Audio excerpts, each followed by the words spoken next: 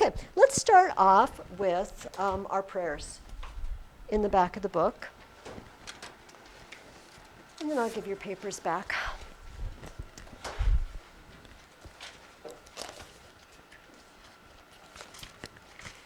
Christ, my Lord, the giver of light and wisdom, who opened the eyes of the blind man and transformed the fishermen into wise heralds and teachers of the gospel through the coming of the Holy Spirit, shine also in my mind the light of the grace of the Holy Spirit. Grant me discernment, understanding, and wisdom in learning. Enable me to complete my assignments and to abound in every good work, for to you I give honor and glory. Amen. Most blessed Lord, send the grace of your Holy Spirit on me to strengthen me, that I may learn well the subject I am about to study, and by it become a better person, for your glory, the comfort of my family, and the benefit of your church and our nation. Amen. All right. I have some papers for you, but do you have papers for me? I didn't. Oh, that's right. Okay, I'm sorry. This is what happens when I have like 4 classes in a day and I don't remember who's doing what. Let me give these back to you. I had some compelling arguments to do some interesting things. Jonathan will watch this on video, presumably. Jonathan Beati wants me to buy a Lamborghini and let all my students drive it. Wow. Don't think I'm going to do that. Anyway, I loved, you guys chose some really fun things. And I don't think there was a single episode, a single paper where I couldn't tell which paragraph was which, you know. So anyway, I hope you had fun with this. It was fun to read. We'll just put it that way. They were fun to read. Gabriel.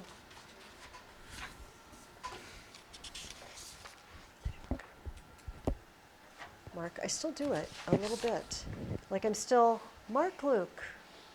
I mean, most of the time if I think about it, I don't know why. I know, I'm sorry. I'm not trying to insult either one of you. But it's a thing. I have a Nathan Noah problem too, I know. If it makes you feel better, also I have a problem with my own children.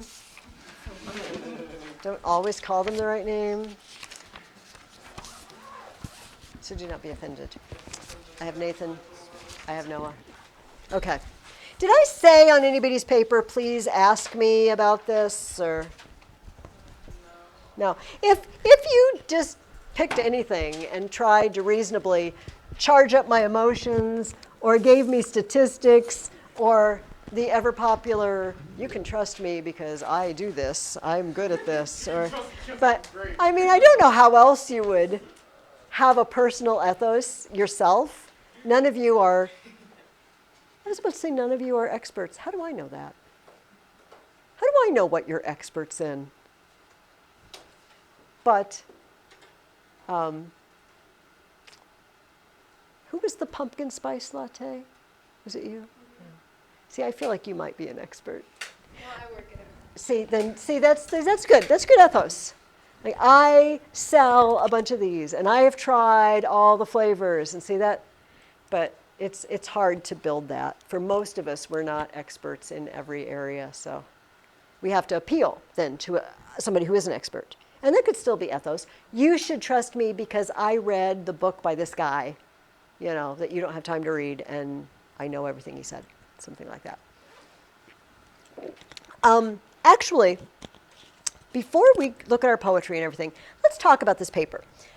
Now, most of you have done this sort of paper with me before. It's been a couple years for you, Alexander, and this would be new for you. Elizabeth, we did these on Wednesday. So, you know, some of what I'm going to tell you, I realize you're familiar with, but I'm going to act like we're not. First of all, because it's been a lot of months since you did one of these for me. Second of all, because some people are new to me this year. And it's never a bad idea to remind ourselves. So I had you start a comparison and contrast. And would you guys just turn with me in the back of your reading guide to page, let's look at page 181. There's stuff on this page we're not using, but I'd just like you to know this is back there. On page 181 is sort of the standard outline for a persuasive essay. And the thing is, you're not really persuading me. This isn't a persuasive essay. You're not going to try to persuade me that there are differences and similarities. You're just saying that there are, and you're going to tell me about them. So it's some things don't apply. But we probably all know this. Papers start with an introduction. Again, you don't have to copy this down because it's in your book, but I want to add things to it. Then we have 3 paragraphs. It could be more if it's a really long essay, but for our purposes, 3. And this is our proof, or the body of our paper. This is where we actually make our argument, right? And then we have, it says on your outline, refutation.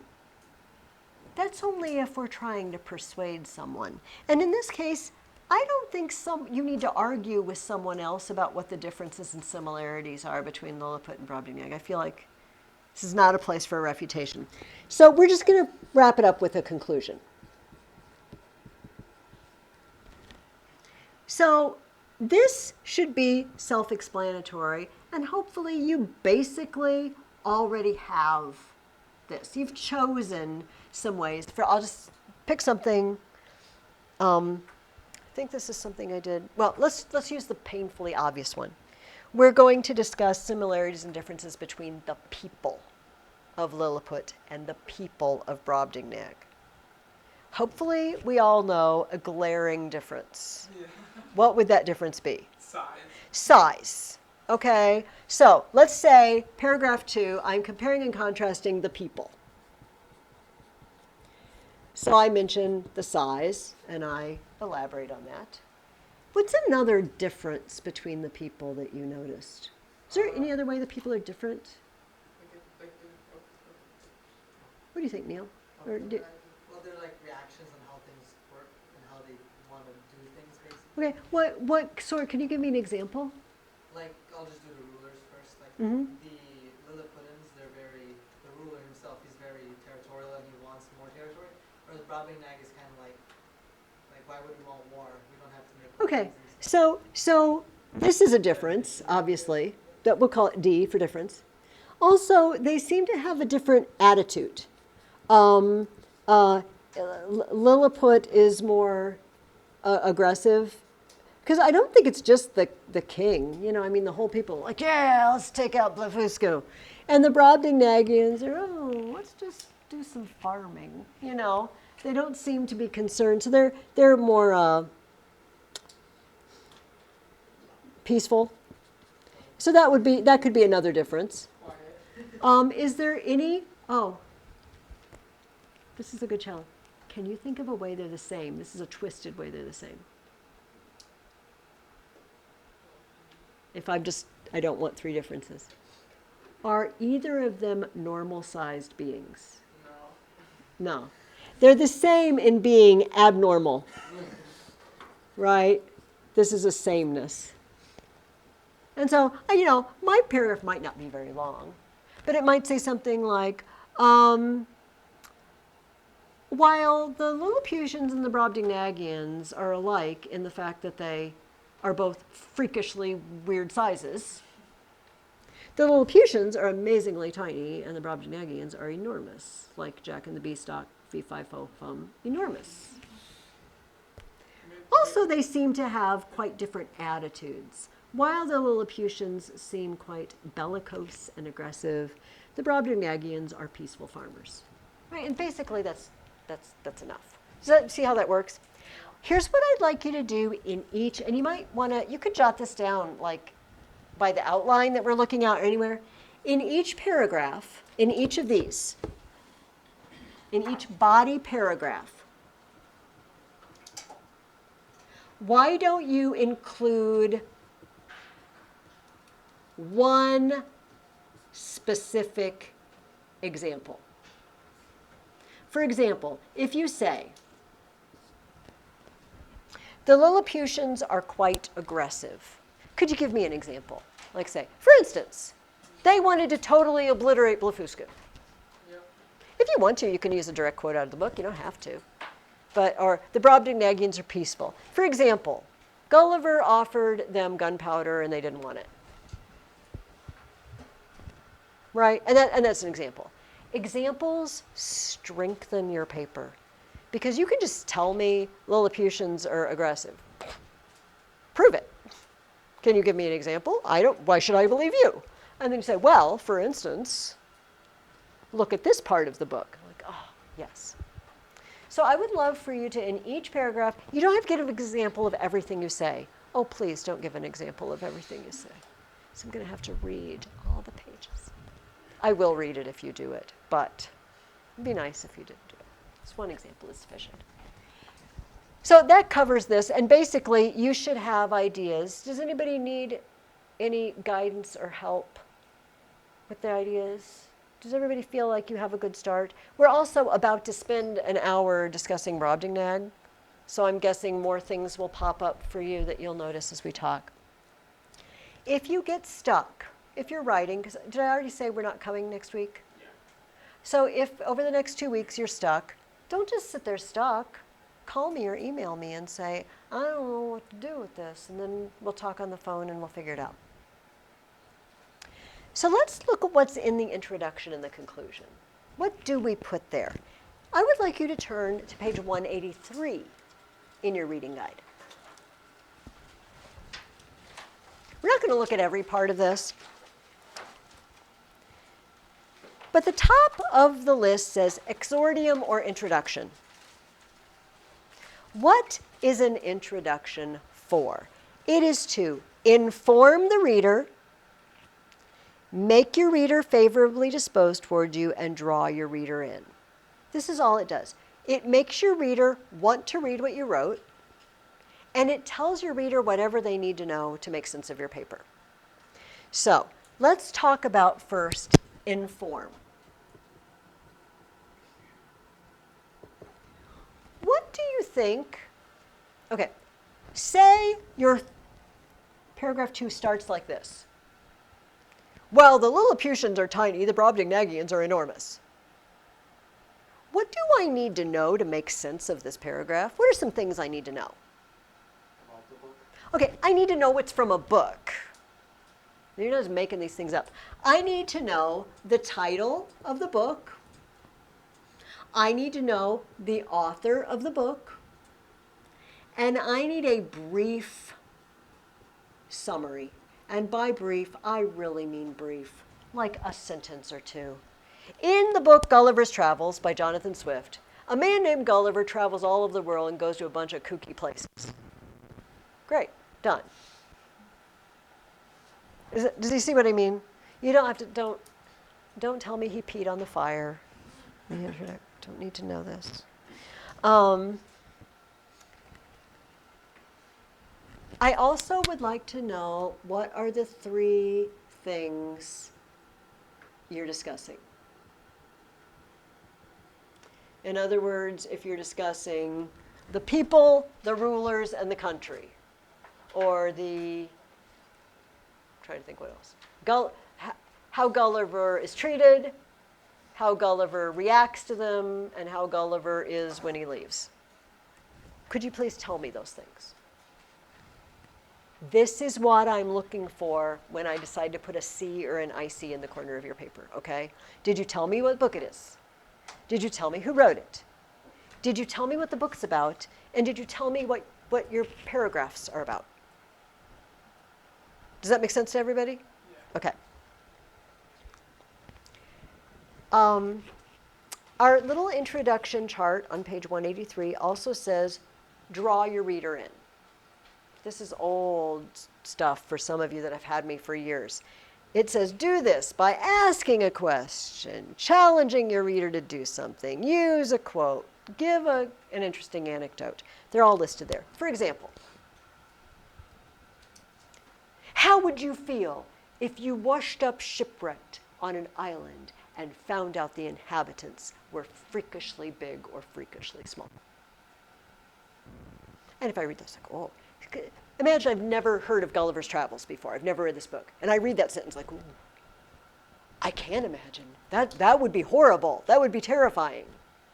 That'd be asking a question. Or challenging your reader to do something. Like, imagine being alone with no one else of your kind. Which is kind of not true because they are human, but you know what I mean. They're not like him. And then I've challenged you. So you read that like, oh, I am imagining that. That would be difficult. Using a quote. That one's kind of advanced because you'd have to find some sort of quote appropriate to the issue. Or you could quote the book. A short story. If you have ever actually been shipwrecked on an island and would like to share that with me in a few brief sentences, that would be interesting for me. It's easier to ask a question or give a command, right? Something that sucks me in. Does that make sense? That's all the introduction is. Imagine what it would feel like to be alone with no others of your own kind. This happened to the main character in Gulliver's Travels by Jonathan Swift, in which he travels the world and ends up in a lot of strange places, including Lilliput and Brobdingnag. These two places could be compared in respect to their rulers, their people, and how they treated Gulliver, or something like that. There, done. Introduction done. The conclusion is even easier. Because all I need you to do is retell me what your 3 topics were.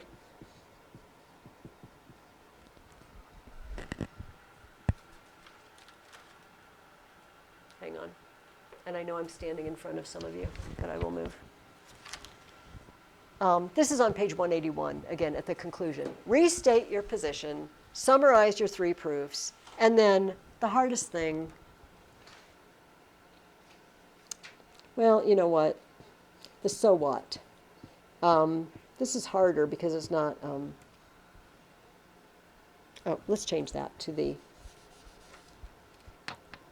which similarity or difference seems most important to you? And why? Do you think size is a bigger difference than the behavior of the people? Do you see what I mean? So I might say something like this. While their difference in size is what catches your attention, it's really the difference in the type of people they are that changes things. Because the Lilliputians threaten Gulliver and boss him around, while the Brobdingnagians are kind and look out for his welfare. You see what I mean? And so in my mind, I might say, well, obviously they're really different in size, but to me, the big difference is in their character. Or you might say, I think the main difference is their size. The most obvious, glaring, most important difference is their size, because in one place, Gulliver could be squished like a bug, and in the other, he could do the squishing. And it really changes his relationship. The Lilliputians have been big. I wonder what would happen to Gulliver. If they'd been big, Yeah. but then he would be Brobdingnag.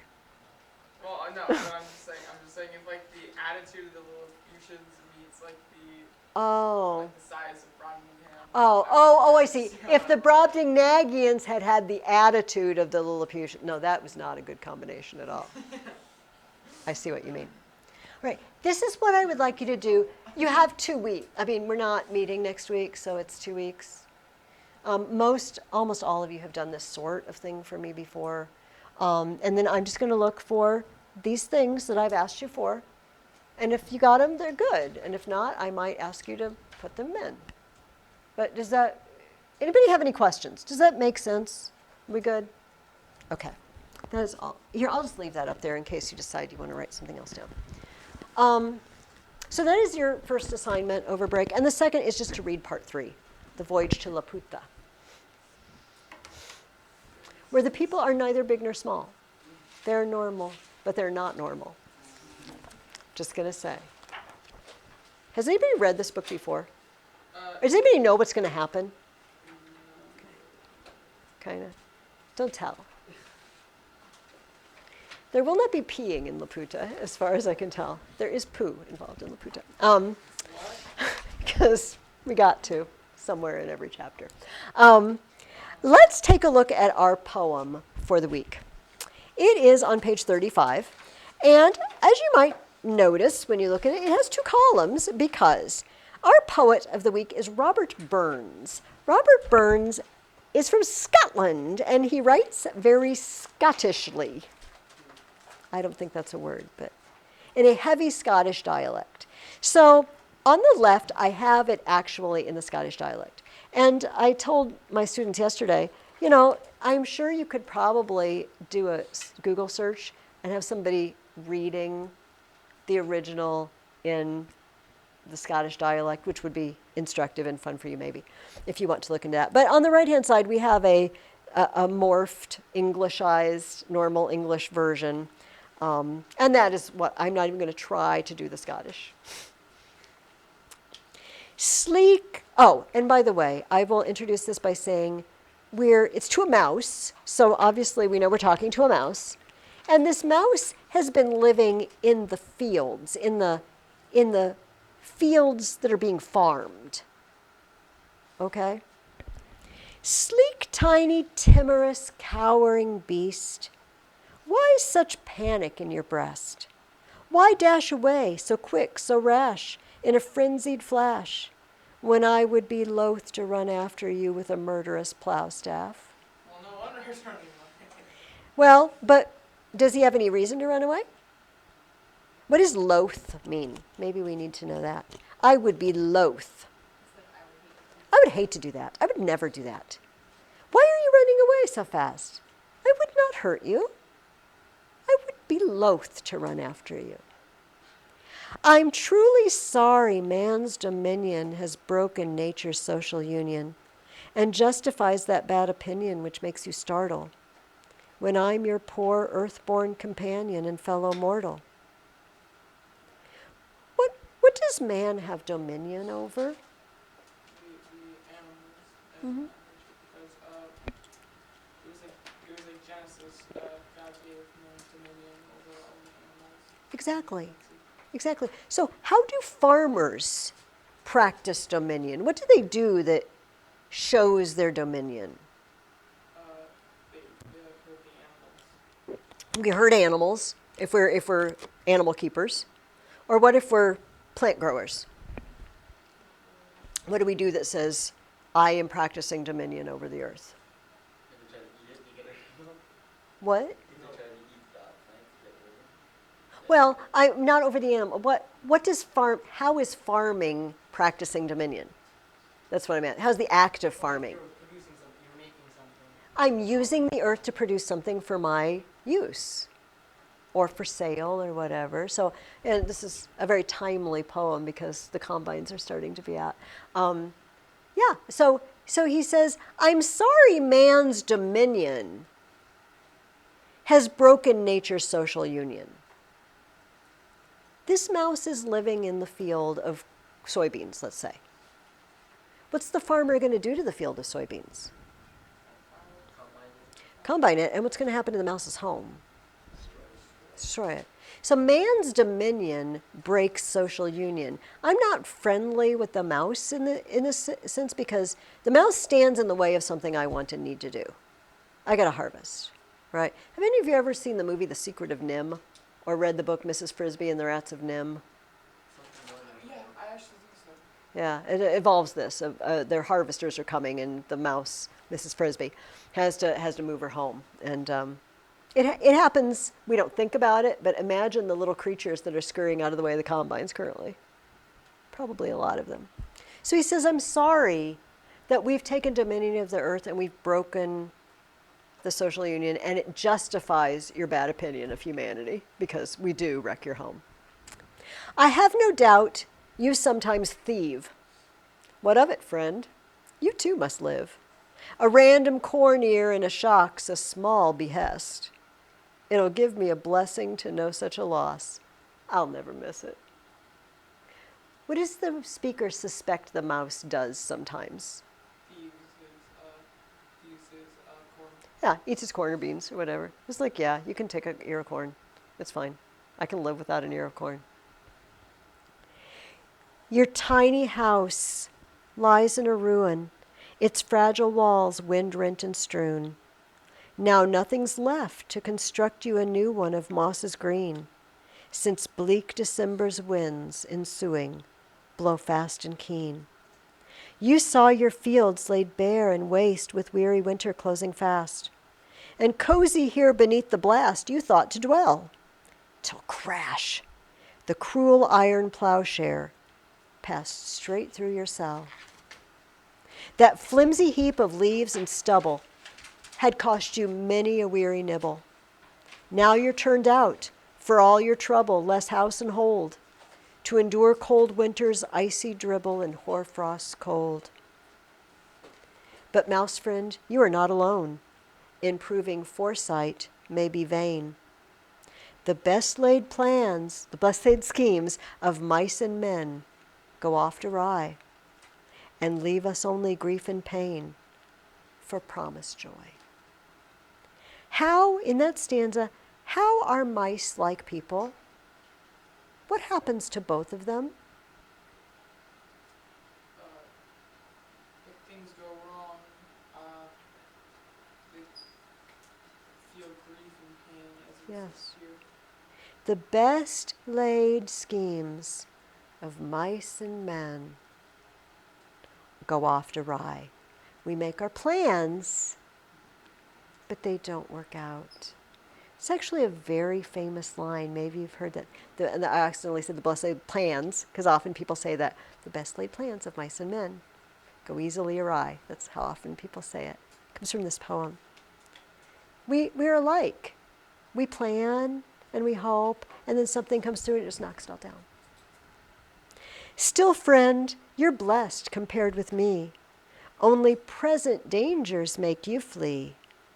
But ouch, behind me I can see grim prospects drear, while forward-looking seers, we humans guess and fear. What do mice run away from, does it say in this stanza? Present dangers. What does that mean?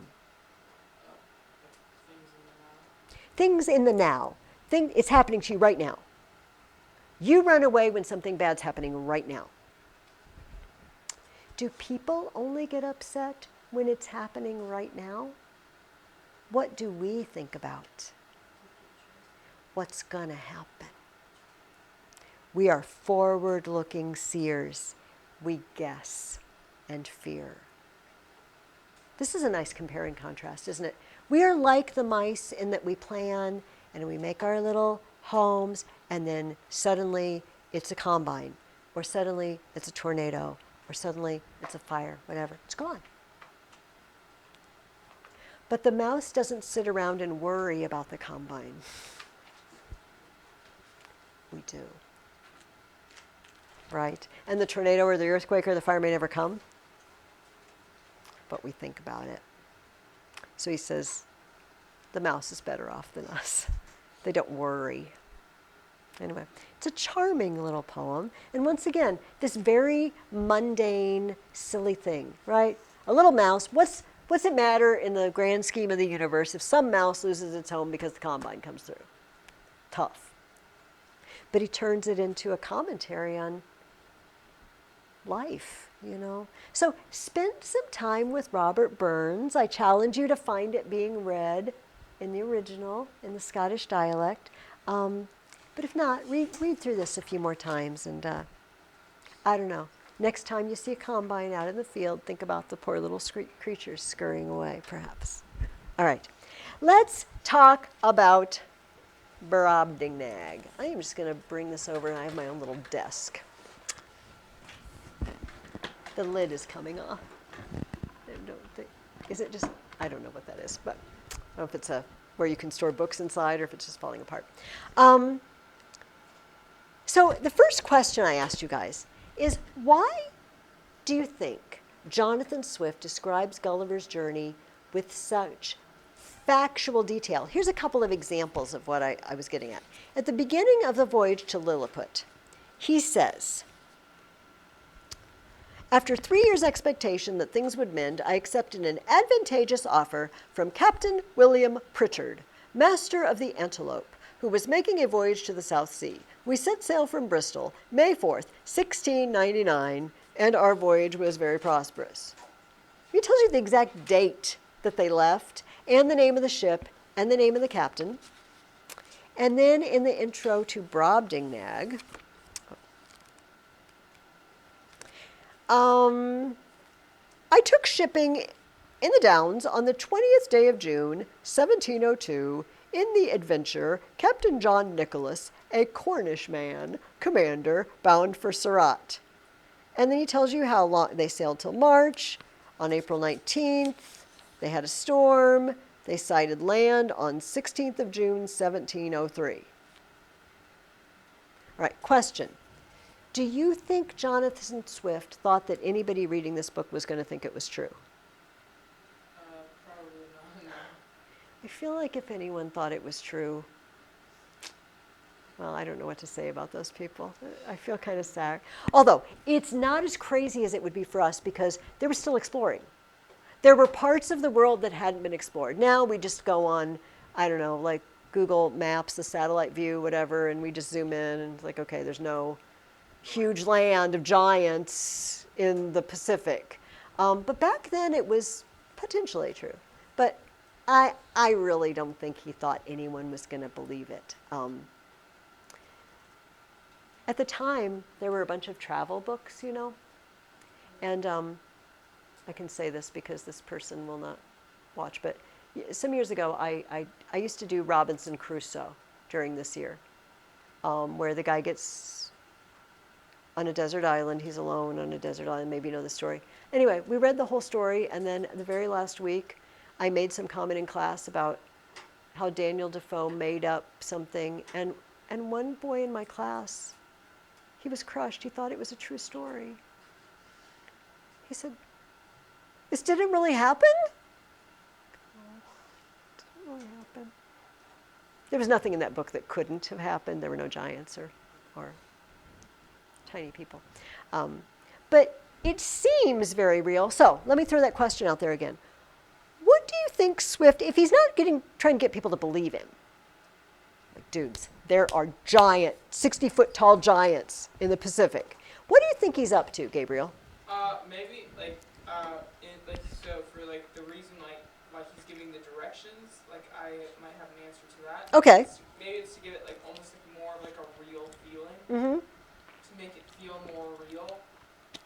What does he gain by making it feel more? If everybody's going to know there are not 6-foot tall people and 60-foot tall people, what does he gain? I agree, Gabriel. He is making it seem very real. What does he gain from that?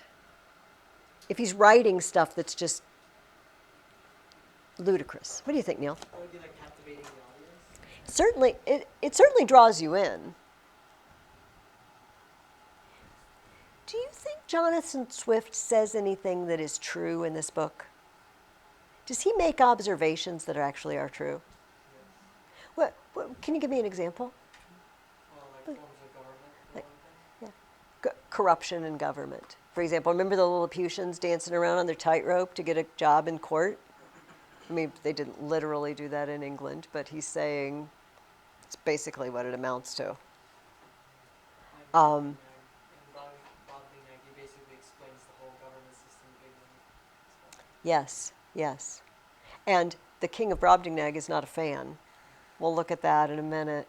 It's a little harsh. There's one line, I think we should all memorize this particular line and bring it out and insult people with it. It would be a handy insult to have tucked away in your memory.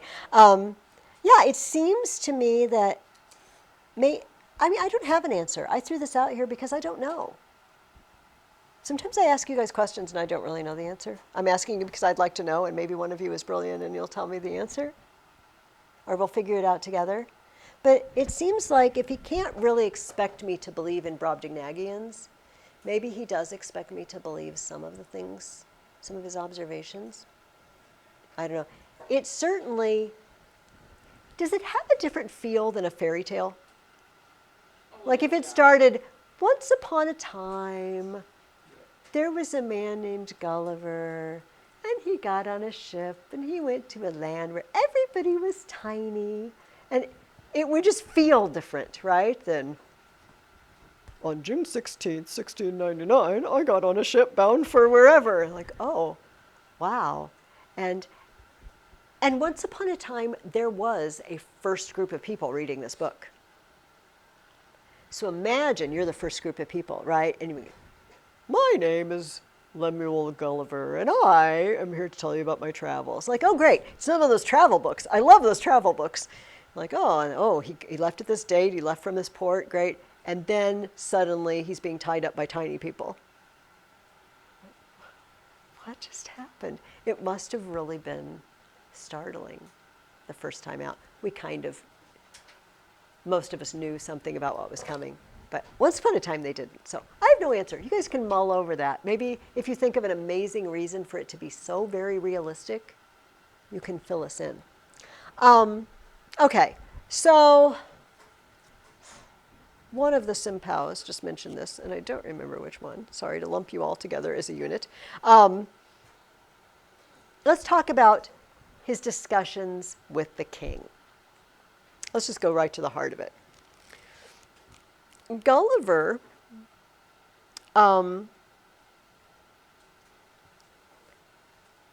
describes England and the government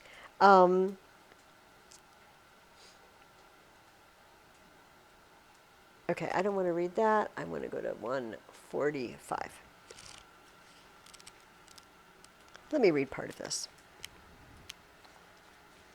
He desired, the king, I would give him as exact an account of the government of England as I possibly could. I began my discourse by informing His Majesty that our dominions consisted of 2 islands, which composed 3 mighty kingdoms under one sovereign, besides our plantations in America. I dwelt long upon the fertility of our soil and the temperature of our climate. I spoke of the constitution of the English Parliament. Then skipping down, it says, I told him that these were the ornament and bulwark of the kingdom, our parliament and our court. Ornament and bulwark of the kingdom, worthy followers of their most renowned ancestors, whose honor had been the reward of their virtue, from which their posterity were never once known to degenerate. I told him, our nobility in England, those families were rewarded with the title of nobility because of their virtue, and their descendants never degenerate from the virtue of their fathers. First of all, do you think that was probably true in the time? Okay, it's kind of notorious, isn't it, that like noble houses and they degenerate. All right, now this is very complicated. Does Gulliver, while he's saying that, believe he's telling the truth to the king? Does he really agree with that? Does it sound like he believes it? They're our pride and glory. They're the ornament of our kingdom. They never degenerate. They're virtuous. And he's selling it to the king of a foreign country. Does Jonathan Swift believe it? That's the joke. That's the satire joke. I don't think Jonathan Swift believes this one bit. And so he throws in, from which their posterity was never once known to degenerate. And I have a couple of those italicizations again here. He says, we have a part of Parliament consisting of an assembly called the House of Commons, who were all principal gentlemen, freely picked and called out by the people themselves. My freely is in italics. Freely.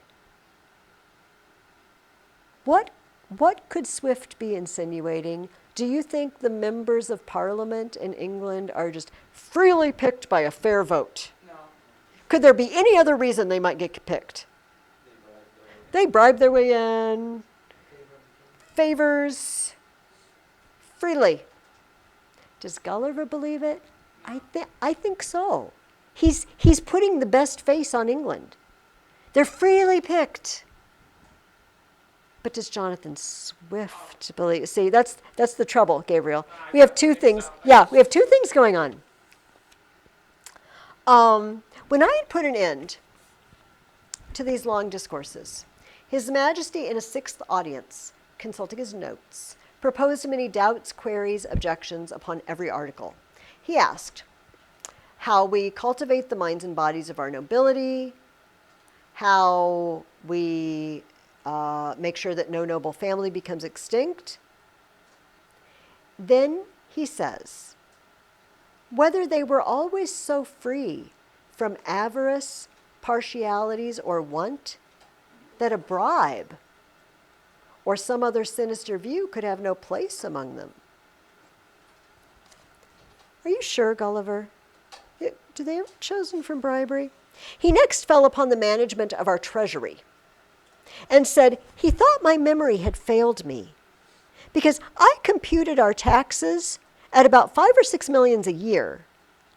And when I came to mention the issues, he found they sometimes amounted to more than double. What has the king noticed about their economics? Like rampant inflation, like overspending. Yeah. He said that the expenses of England exceed the income in taxes. It's like, Gulliver, I think there might be something wrong with your math. I think maybe you forgot what you said. Some of you are laughing because you know very well our government is amazingly in debt. And every year we spend way more than we make. He asked me, who were our creditors? Who do you owe money to? And where we found money to pay them. He wondered to hear me talk of such chargeable and extensive wars, that certainly we must be a quarrelsome people, or live among very bad neighbors, and that our generals must needs be richer than kings. He asked what business we had out of our own islands, unless upon the score of trade or treaty, or to defend the coast with our fleet. Above all, he was amazed to hear me talk of a mercenary standing army in the midst of peace, and among a free people. He said if we were governed by our own consent, in the persons of our representatives, he could not imagine of whom we were afraid, or against whom we were to fight.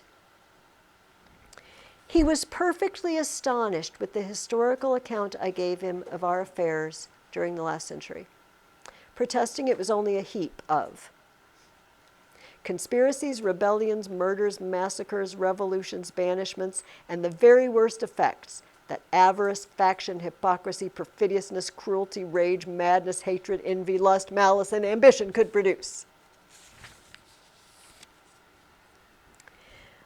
My little friend Grildrig, you have made a most admirable panegyric upon your country. That's praise, speech and praise.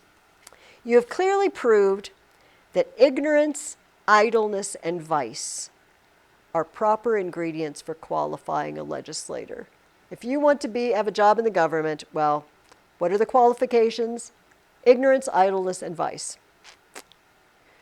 That laws are best explained, interpreted, and applied by those whose interest and abilities lie in perverting, confounding, and eluding them.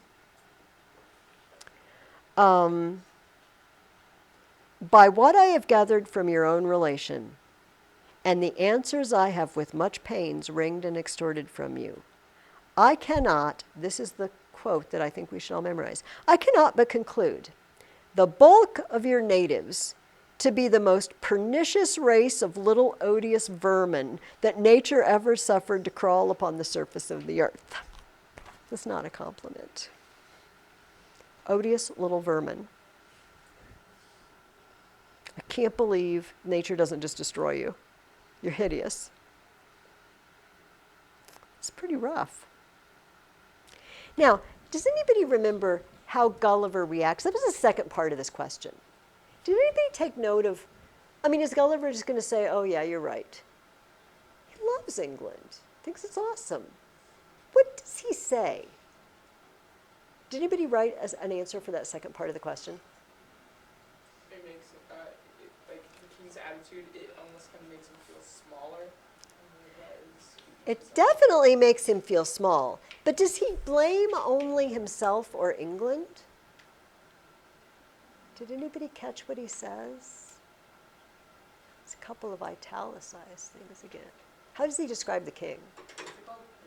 Like, it's kind of like he's angry that the king thought that way. He's not very. He was like, I don't know the exact words, but he didn't like that the king said those things, and he kind of like felt like that he was He wanted to defend like basically those types of things that England did.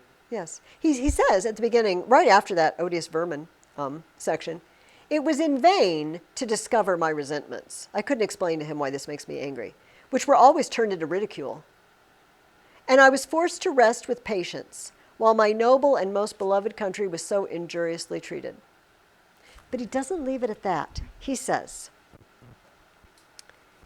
great allowances should be given to a king who lives wholly secluded from the rest of the world, and must therefore be altogether unacquainted with the manners and customs that most prevail in other nations. You know, he is pretty isolated.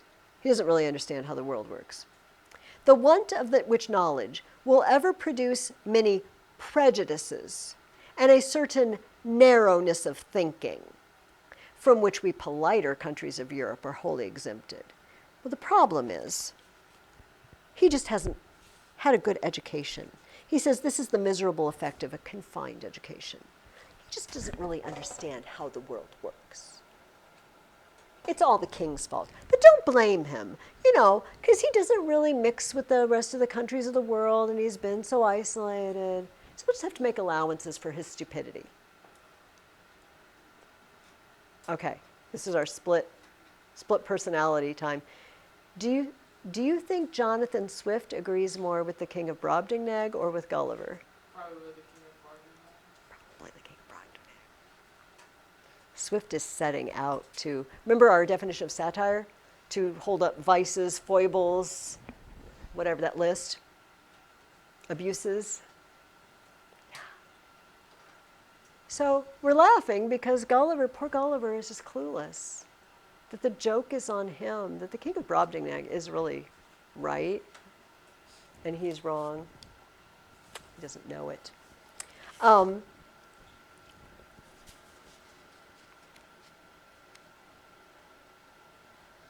me see if I want to move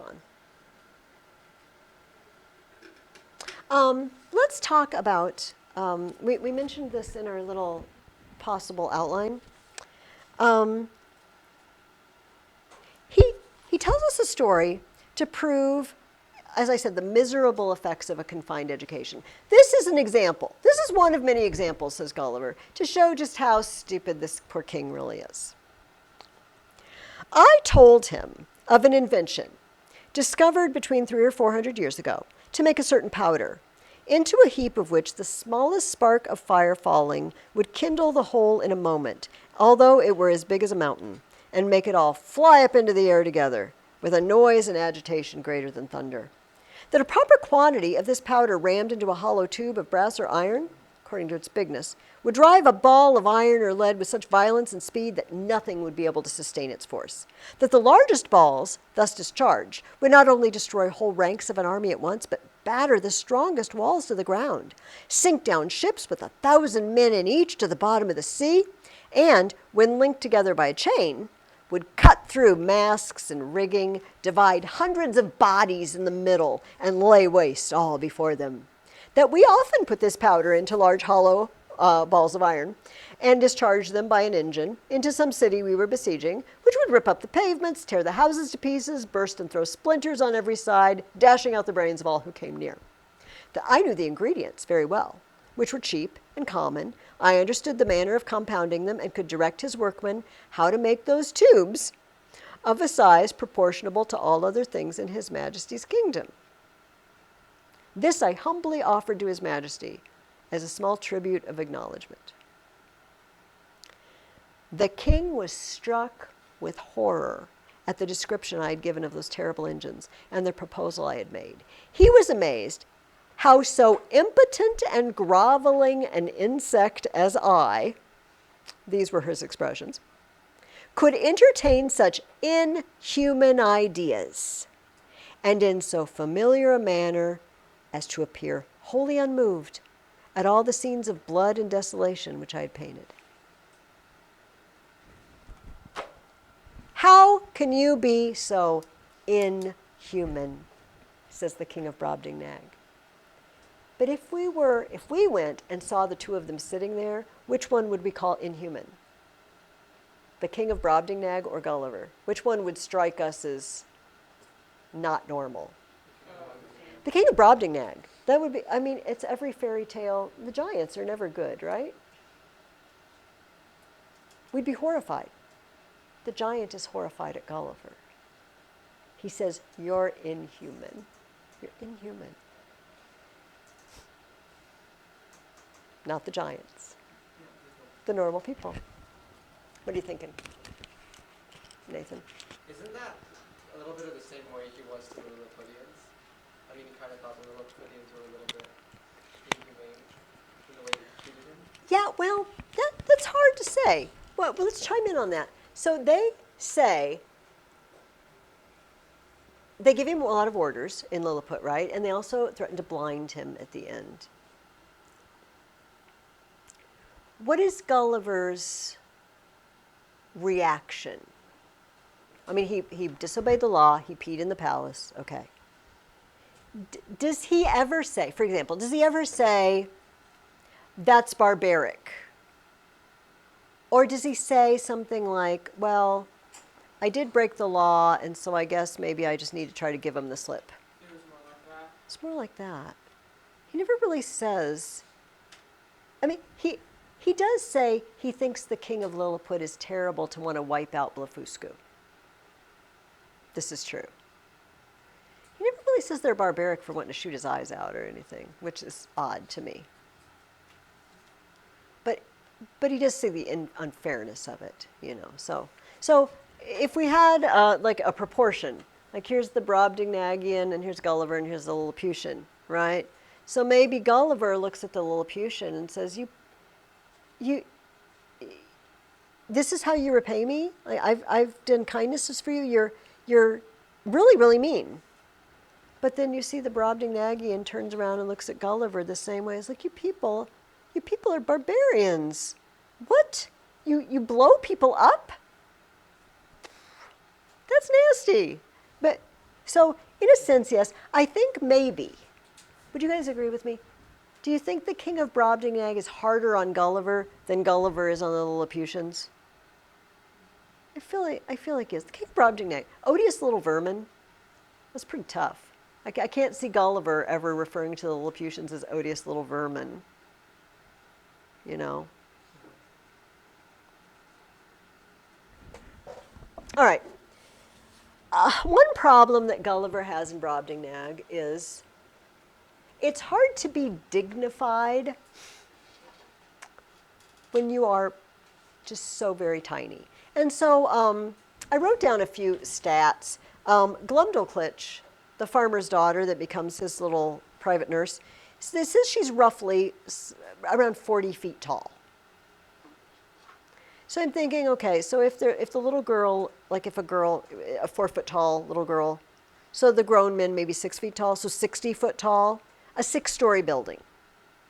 The Brobdingnagian adults are the size of a 6-story building, to give you some scale, you know.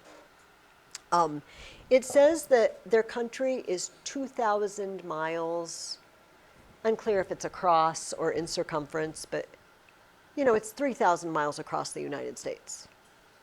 So it's a realm roughly 2/3 of the size of the United States. So sizable. Their capital city is 54 miles long. You could travel for 54 miles and not go out of the city. So that gives you an idea. So it's very hard for him to be dignified. So the next question I asked you is, can you find any examples? Can you think of any examples where he's concerned to maintain his dignity?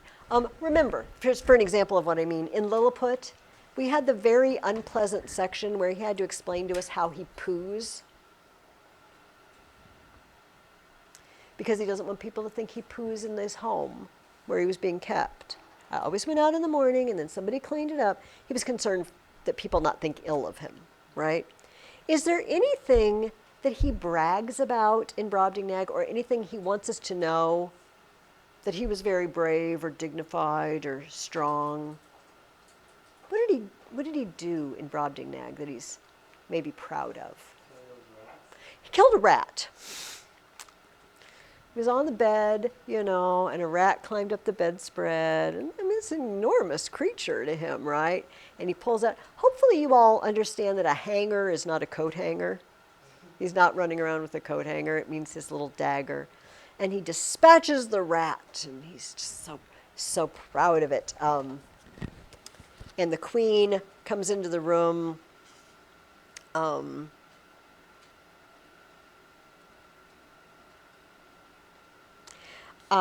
She set me on a table where I showed her my hanger, all bloody, and wiping it on the lappet of my coat, returned it to the scabbard. Look what I have done. I have killed a rat. Is there anything else he did that he was particularly proud of? The wasps. The wasps, again, they're huge. The stingers are like, if stingers for wasps for us were inches and inches long, it's horrifying. But he takes out a wasp. In general, are people proud when they kill a rat or kill a wasp? No, but he's, I was strong and brave. I killed a rat. I killed a wasp. He also killed a small bird and had it for dinner. Do you remember at the beginning, the farmer decided to show him as what we would call a sideshow freak, you know, a carnival freak, and make money off of him. And it was not very dignified. You know, imagine being carried around in a cage, and well, I mean, that's what it was like in carnivals for these people, right? And you come out and just show yourself, walk around, and then go back in your room, and people pay to see you because you're so weird. This would not be a very nice life. But he wants us to know that it's not undignified. And he says this. I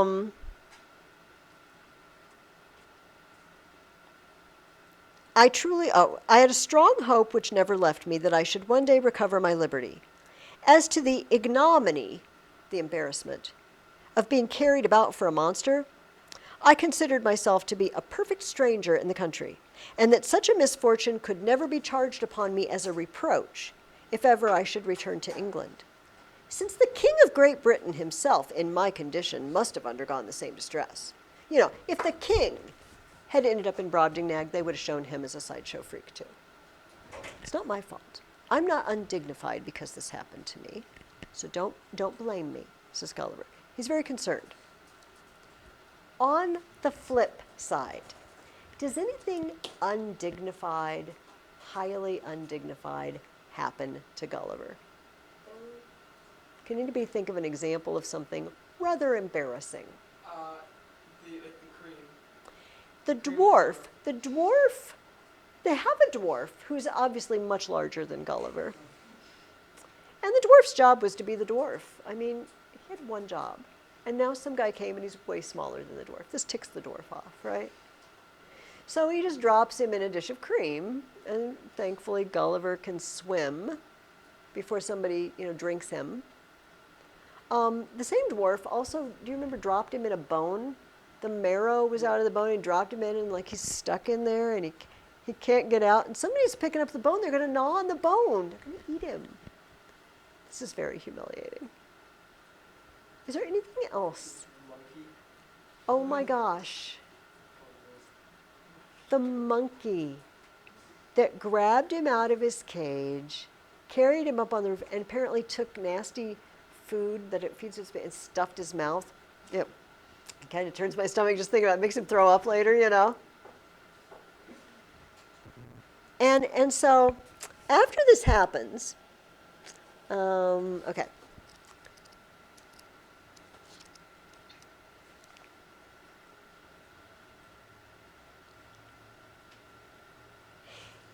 The king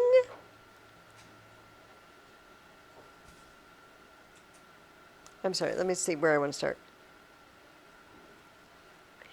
The king asked me what my thoughts and speculations were while I lay in the monkey's paw, how I liked the victuals he gave me, his manner of feeding, and whether the fresh air on the roof had sharpened my stomach, whether it gave me a good appetite.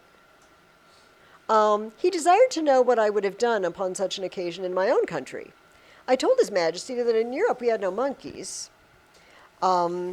except such as were brought for curiosities from other places, and so small that I could deal with a dozen of them. As for the monstrous animal with whom I was lately engaged, it was indeed as large as an elephant. If my fears had suffered me to think so far as to make use of my hanger, looking fiercely and clapping my hand upon the hilt as I spoke, when he poked his paw into my chamber, perhaps I should have given him such a wound as would have made him glad to withdraw it with more haste than he put in. If I had just not been so scared, I tell you what, I would have drawn my sword and I would have given him what for. This I delivered in a firm tone, like a person who was jealous, lest his courage should be called in question. However, my speech produced nothing else besides loud laughter, which all respect due to His Majesty from those about him could not make them contain. They just made fun of him. Oh, isn't that cute? Sort of like a little trained animal. I'd really have stabbed him right in the paw. Isn't he cute? Isn't he cute? I don't think he's getting the respect he thought he was going to get somehow. In one episode, he was sailing a little boat in a trough. The queen liked to watch him go sailing, and a frog jumped in and almost drowned him, upset his boat. He got hit by apples. He got hit by hail. He got carried away in the mouth of a spaniel. This is all very humiliating. But this one interests me the most.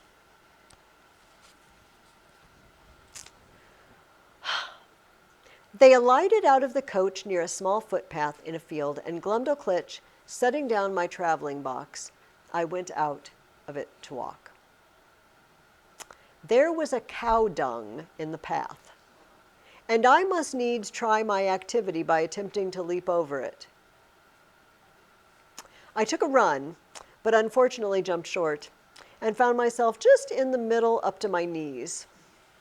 I waded through with some difficulty, and one of the footmen wiped me as clean as he could with his handkerchief, for I was filthily bemired, and my nurse confined me to my box till we returned home because it stinks, where the queen was soon informed of what had passed, and the footmen spread it about the court, so that all the mirth for some days was at my expense.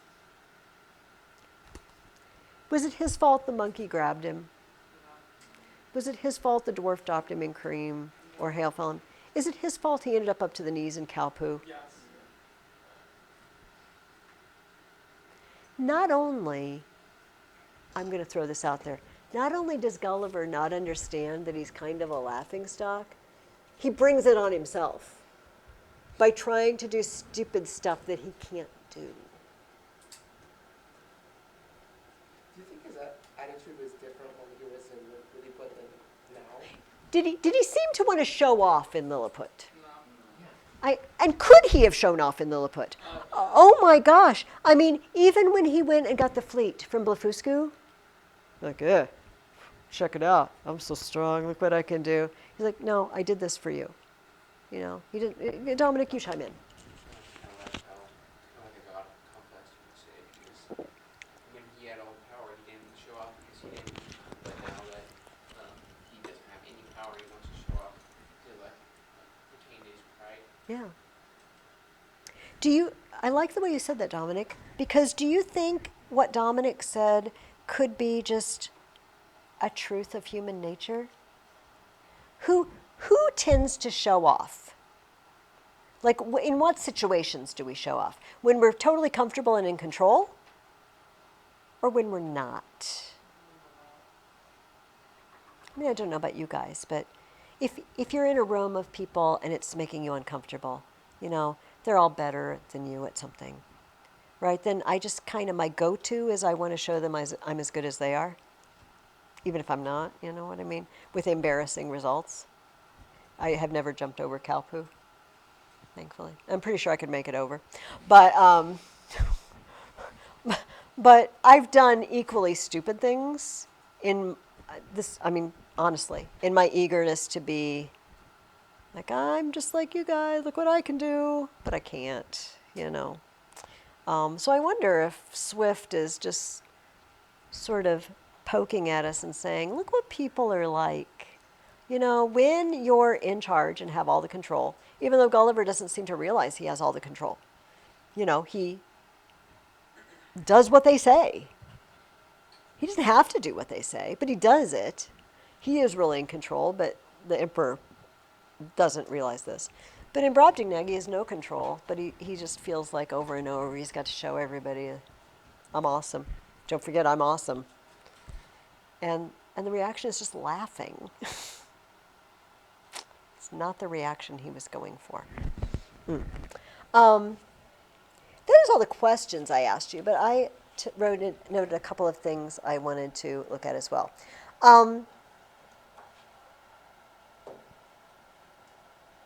What do you guys remember? What is Gulliver's opinion of the appearance of the Brobdingnagians? How do they look to him? Are they attractive?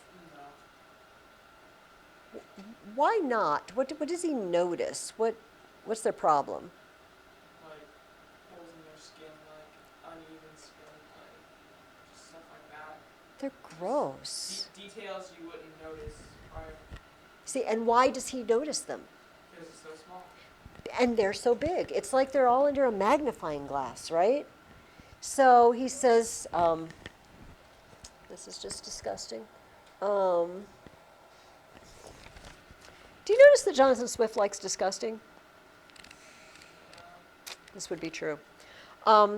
He says, their skin, this is the ladies in waiting, the queen's ladies. Their skins appeared so coarse and uneven, so variously colored, when I saw them near, with a mole here or there as broad as a trencher, and hairs hanging from it thicker than pack threads, to say nothing further concerning the rest of their persons. And then he has to comment on how much they pee, because we have to put that in. It's important. Like, they pee barrels. It's so gross, says Gulliver. How did Gulliver look to the Lilliputians? Gross as well. Gross. What did they think when he peed on the fire? It's like, that's the grossest thing I've ever seen. He's now experiencing it from the other side, isn't he? He says when he watches the queen eat, it's disgusting. For the queen took up at one mouthful as much as a dozen English farmers could eat at a meal, which to me was for some time a very nauseous sight. She would crunch the wing of a lark, bones and all, between her teeth, although it were 9 times as large as that of a full-grown turkey. They're disgusting to him. Does he ever in this entire chapter, to your memory, say, oh, and then I suddenly had a realization that must have been what I looked like to the Lilliputians? Yeah. Did he? Can you remember where, Gabriel? He did say something like that. I forget exactly where it is. I'm not sure it was that chapter, but he did say something like that. Did he dwell on it much? Like, Not a bunch, I don't think. No, no. It was like a brief little paragraph. He says they catch a whale, the king catches a whale, but he thinks the king was turned off because it was so big. It was gross, the king thought, because the whale was so big. It was too big a fish for him. So, do you guys remember that in the Lilliput chapter, I said that the theme was sort of, they see with great exactness, but at no great distance, right? They see what's there, but at no great distance. This I'm going to promote as the theme of this particular chapter. He says, oh, you know what? Here it is, Gabriel. I think I found. I reflected what a mortification it must prove to me to appear as inconsiderable in this nation as one single Lilliputian would be among us. You are absolutely right. He does make the realization. But this I conceived was to be the least of my misfortunes. For as human creatures are observed to be more savage and cruel in proportion to their bulk, what could I expect but to be a morsel in the mouth of the first among these enormous barbarians? He thinks because they're big, they're going to be wicked. But the Lilliputians were small. Were they good? Undoubtedly, philosophers are in the right when they tell us nothing is great or little otherwise than by comparison. Did you ever think about that? It doesn't really do us any good to say something is big. It depends on what you're comparing it to. As a matter of fact, this is your Aristotle for the day. Aren't you lucky? Aristotle wrote several books on logic. And in one of the acts of the mind, one of the steps of logic is putting things in groups, putting things in categories. And he wrote a book called The Categories. And he said there's 10 ways to classify everything. Quantity, quality, position. He has a list of 10 of them, right? And in the section on quantity, how many? He says, some people say big and small are quantity. Because I say the wall is big, I mean the area of the wall is a large number or something. But he said, actually, big and small are not quantity. Big and small are relationships. Because I am big to a mouse. I am small compared to Mount Everest. I am big and I am small. I am both. How can I be both? It all depends on what you compare it to. Gulliver seems to be realizing suddenly, oh, big and small are just relative terms. And attractive and unattractive are relative terms. And something that could be attractive in one area is not in the other. He's got 2 more journeys, though, so he's not done with his self-realization process. But anyway, this is an interesting thing he discovers. I find them disgusting. And thank you, Gabriel. You held out. You were the only one that held out for the truth, and you were the right one, and we were all wrong. That he does realize, oh, that's kind of what I was like to them. All right. Dealing with size, also, let's take a look at this. He's talking more in great detail about the ugly skin of the ladies because he likes to talk about this. He was looking at her skin with pimples and freckles and getting sick to his stomach. This made me reflect upon the fair skins of our English ladies, who appear so beautiful to us, only because they are of our own size. And their defects are not to be seen but through a magnifying glass, where we find by experiment that the smoothest and whitest skins look rough and coarse and ill-colored. If you get a very powerful magnifying glass and check your skin out, it's gross. It's got divots in it and huge hairs and, freckles or moles or whatever. And he says, if you do an experiment and get a magnifying glass and scientific instruments and examine minutely your skin, this would be true of our most beautiful English ladies. Question. When you look really, really close at one part of anything, does it give you the whole picture? Like if you just zoom in, like I'm going to examine the hoof of a horse. I'm going to do a close-up examination. Would that tell me everything there is to know about a horse? No. Really wouldn't. I wouldn't know. I might know something about how it walks or runs or everything. I wouldn't know about its mane or its ears or wouldn't know what sound it makes.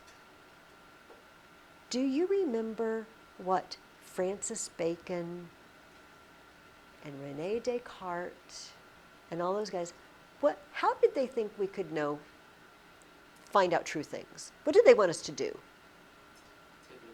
Take it apart and experiment on it. And Gulliver just realized something, didn't he? When you take something apart and experiment on it and look close up, you don't really see the whole picture. Is he going to call the beautiful ladies in England ugly now because he knows their skin is blotchy? No, because when he sees them in the right perspective, they're beautiful. It's all about perspective. All right, two more things here. Just a second. I'm not going to read all of this. It's very long, but in the middle of the book, he describes their country. And in case you were looking to compare and contrast, we know a lot about Lilliputian government because we saw it from the inside, all the corruption and everything. But you might look up in the middle. This is in chapter part 7. He talks about their wonderful laws, the laws they have in place to even protect from like roof tiles falling off houses and hurting someone, or everything they might do to keep people safe and happy and at peace. Now, is every Brobdingnagian nice? No. For example, is the farmer nice that first finds Gulliver? What does he do to him? Yeah, he confines him and shows him for money. Gulliver was also hungry, right? He was very hungry. Yes, they were overworking him. He was doing I don't know how many shows a day, and they weren't really feeding him enough, and so he was kind of abusive to Gulliver. I guess he probably thought he was just a little animal. I mean, I don't think we should do that to animals anyway, but you know what I mean. He wasn't like deliberately trying to be like mean. No, but he's not very thoughtful. But and the dwarf certainly Yeah, and the dwarf. isn't very nice, is he? Okay, one last thing.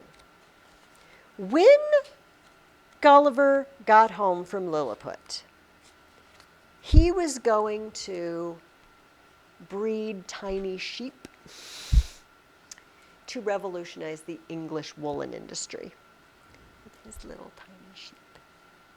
It is unclear how many sheep it would take to make one blanket. Probably a lot. Probably a lot. So he's not thinking completely clearly, maybe. What is Gulliver like when he's rescued from Brobdingnag? Is he okay?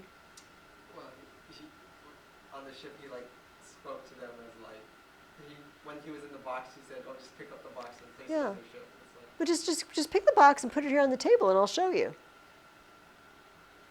Like, dude, you were in the box. The box is like 8 foot, 10 foot square. We can't put. He didn't understand, did he? It says, when I first got into the ship, the rescue ship, and the sailors stood all about me, I thought they were the most little contemptible creatures I had ever beheld. For indeed, while I was in that prince's country, I could never endure to look in a glass, a mirror. After my eyes became accustomed to such prodigious objects, because the comparison gave me so despicable a conceit of myself. In other words, it made me feel bad and small to look in a mirror because I got so used to seeing everything big. So he thinks the sailors are ridiculous, but they're his size. I winked at my own littleness in Brobdingnag, as people do at their own faults. Yeah, I know I'm little, but we're just going to pretend. We're just going to pretend I'm not. He went home. How did he, what happened when he got home? How did he treat his family? Yeah, Neil. He like wasn't used to looking down at them. He was used to looking straight up. Yeah. So he can't understand what size they are anymore. It says, my wife ran out to embrace me, but I stooped lower than her knees, thinking she could otherwise never be able to reach my mouth. She looks so small. I'm used to seeing 60-foot tall people. And now this 5-foot lady comes out, and he leans way, like down to her knees, thinking, oh, I've got to lean way down because she's so tiny. My daughter kneeled to ask me blessing, but I could not see her till she arose, having been so long used to stand with my head and eyes erect to above 60 foot. And then I went to take her up with one hand by the waist. He tried to just pick her up, except she's a normal-sized little girl. I looked down upon the servants and one or two friends who were in the house as if they had been pygmies, and I a giant. I told my wife she had been too thrifty, for I found she had starved herself and our daughter did nothing. In short, I behaved myself so unaccountably that they were all of the captain's opinion when he first saw me, and concluded I had lost my wits. This I mention as an instance of the great power of habit and prejudice. Whose habit and whose prejudice? His own? If it's his own, then he means, well, I was a little whacked out, because habit and prejudice had made me think these people were little. Or does he mean his family? They all thought I had lost my wits. This is the great power of habit and prejudice. I'm not crazy. You're all crazy. I'm normal. I don't know which he means. I don't know which one Jonathan Swift means, or Gulliver. Does Gulliver think he's the one who's okay? Or does he think they're the ones who are okay? It really isn't clear. And there was one other place. Oh, I need to star this.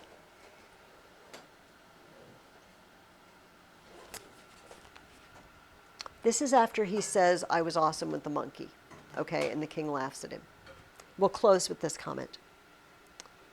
They all laughed. This made me reflect how vain an attempt it is for a man to endeavor doing himself honor among those who are out of all degree of equality or comparison with him.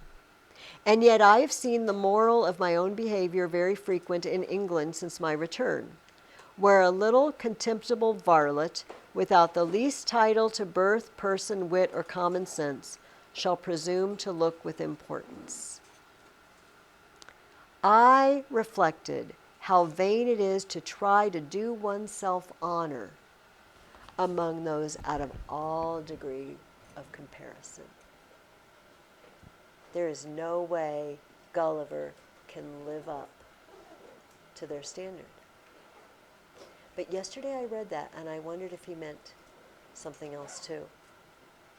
Does Gulliver think he's better than the Brobdingnagians? I tried to do myself honor, but I'm out of all comparison with them. With their low views on gunpowder and ripping people apart with cannons and the like. I'm so much smarter than they are. They're so provincial and narrow in their views. Yesterday I read that to my students and I thought, I don't know if he's saying I'm the contemptible varlet, or they can't understand how great humanity in England really is. It gets confusing when you read this. And remember, Gulliver's writing this years in the future, right? He's got 2 more voyages to go on, and he's looking back. Apparently, he did gather his wits enough to go on another voyage with normal-sized people. That presumably he didn't keep trying to pick up by the waist and lean over. He got normalized again. So over break, I want you to write the paper. Oh, one more note on your paper. And I want you to read the Voyage to Laputa.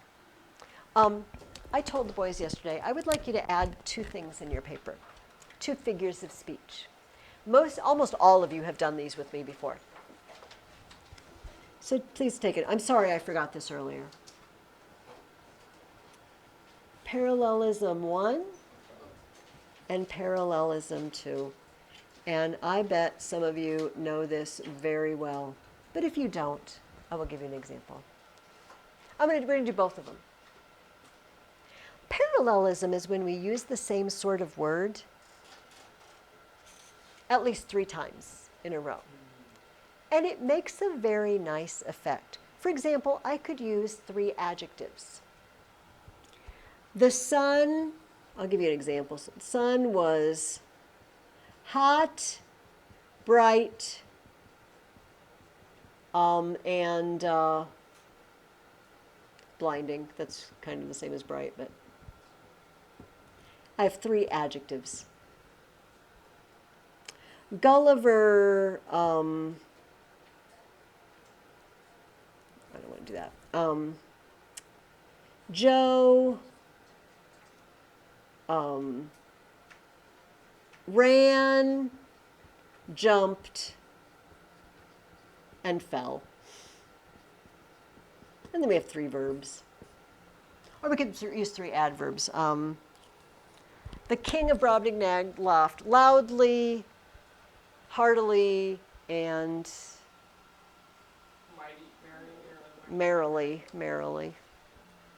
That's parallelism 1. It's with words. Parallelism 2 is with phrases or clauses. So, for example, I could have 3 prepositional phrases. Gulliver jumped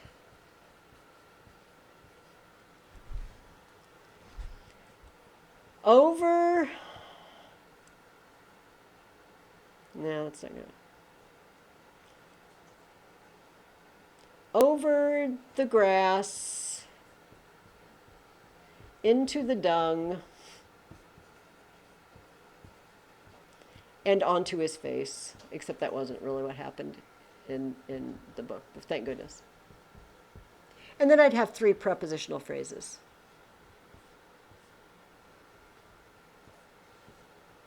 Or I could do clauses that have a verb. Gulliver, although Gulliver traveled to many places, met interesting people, and talked to them for hours, he still didn't understand how ridiculous he was. And then I have a triple although, right? Although he did this, this, and this was still true. Yes, Gabriel? Are we supposed to do those for each paragraph? No. Once in the paper of each. I'm sorry. I really apologize to do this. I just forgot, and I'm sorry. Does anybody want me to give more examples? Do you? I mean, most of you've done this before, right? Does everybody understand what I mean? So the 1 is just 3 words, and then it gets fancier, and you use 3 phrases or clauses. You know what? I'm going to spot you a lot of mercy on this one because I told you at the end of the. So if you botch it a little bit in your paper, I'm not going to make you redo it or anything, right? Because this isn't fair to just spring it on you like that. But I told the boys yesterday, and I put it in the email, and so I kind of had to remember to tell you. But we'll do your best, okay? And we'll refine it as we go on. Because we're going to do this on all our papers for the year, so you'll get really good at it. All right, any questions? No, are we good? All right, then have a nice 2 weeks. I'll see you on October the 15th.